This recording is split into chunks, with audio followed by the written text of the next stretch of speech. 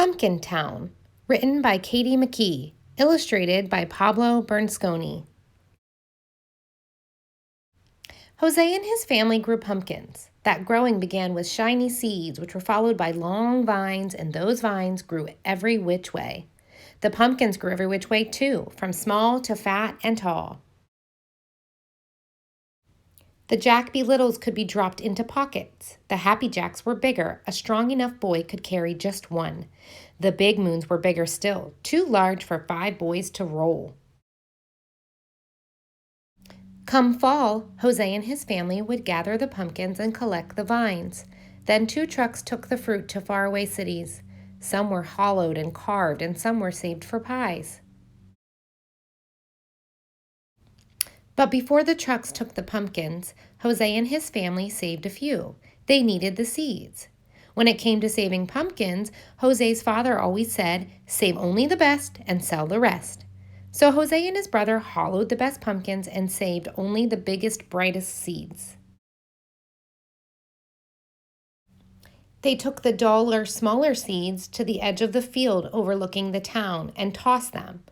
But one gusty, dusty October day, when Jose and his brothers took the lesser seeds to the edge of the field and flung them, the wind caught those seeds and carried them, and didn't let them loose until they fell like rain down on the distant town.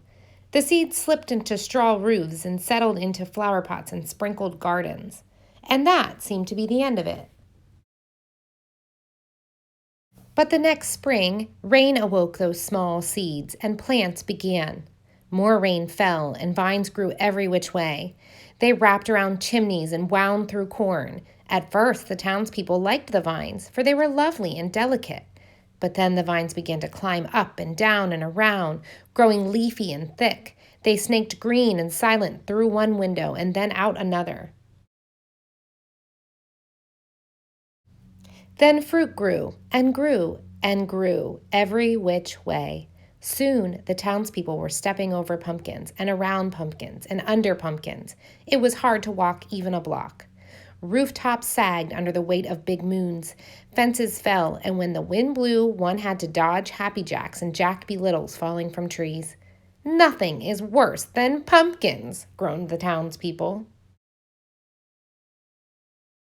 Meanwhile, up on their mountainside, Jose and his family cut and stacked their pumpkins, saving only the best. And when they were done, they stepped back and said, "Nothing is better than pumpkins." But when Jose and his family looked down at the town, it looked odd. It seemed so green and orange. Since their field work was done, and because Jose and his brothers were curious, they walked to town the next day, where they saw more vines and pumpkins than they'd ever imagined. They remembered the gusty, dusty day that they'd scattered the seeds. "It's our fault," whispered Jose. "We must do something," whispered his brothers. "We rest for now," whispered Jose.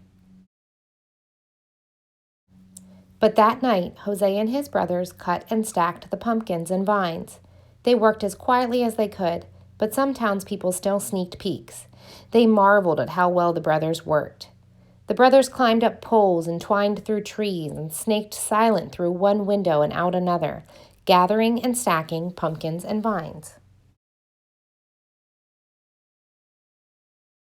When the townspeople awoke, they discovered a mountain of pumpkins and a hill of vines and a mound of tired brothers.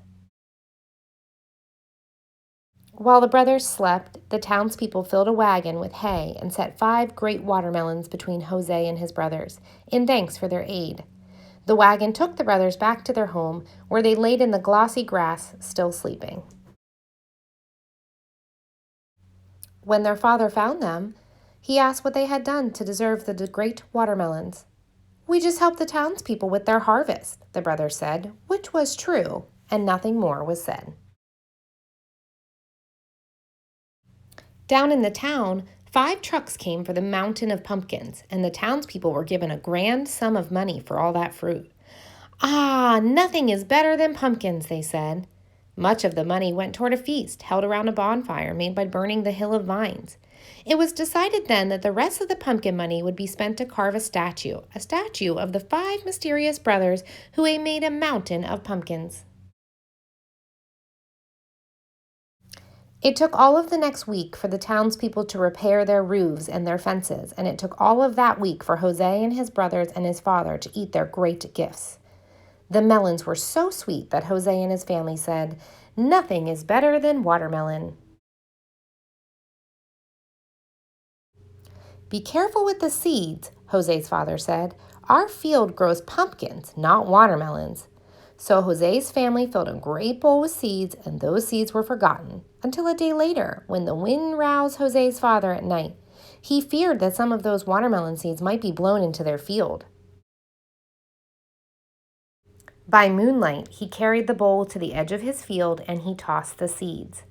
The wind caught those seeds and carried them and didn't let them loose until they fell like rain down on the town. The watermelon seeds slipped into straw roofs and settled into flower pots and sprinkled gardens and slid into the soil around the statue of Jose and his brothers. And that seemed to be the end of it.